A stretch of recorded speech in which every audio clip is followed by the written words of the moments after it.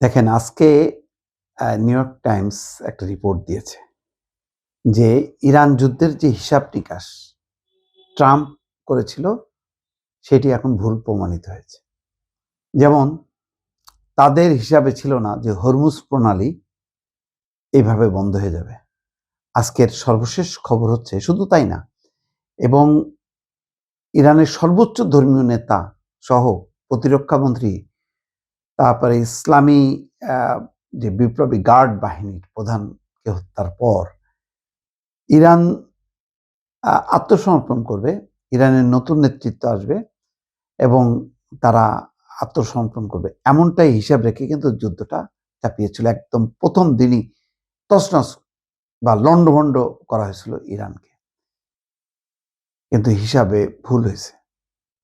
তাদের হিসাবে ছিল না যে ইরান ঘুরে দাঁড়াবে এবং হরমুজ প্রণালী বন্ধ করে অর্থনীতির যে কণ্ঠ রোধ করে ফেলবে।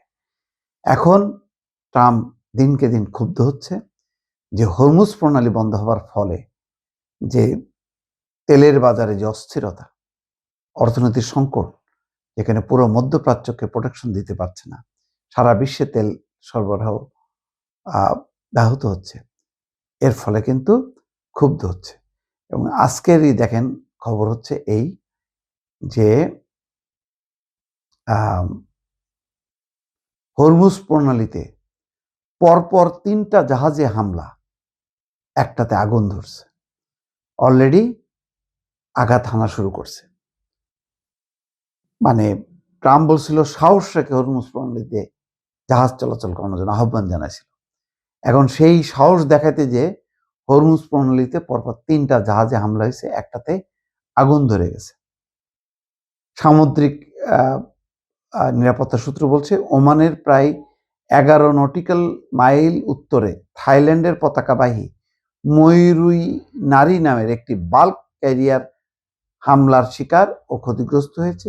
United kingdom maritime trade operations জানায় জাহাজটির আগুন নেভানো হয়েছে এবং এতে পরিবেশে কোনো ক্ষতি হয়নি। প্রয়োজনীয় কিছু কর্মী এখনো জাহাজটিতে অবস্থান করছে।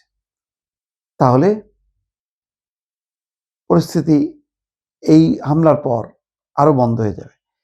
তার মানে প্রথমে যে তারা হিসাব করছিল যে ইরান এত আগ্রাসী হবে না, এবং এর আগে যে ইসরায়েলের সঙ্গে যুদ্ধ ছিল তখনও ইরান এত আগ্রাসী হয়নি।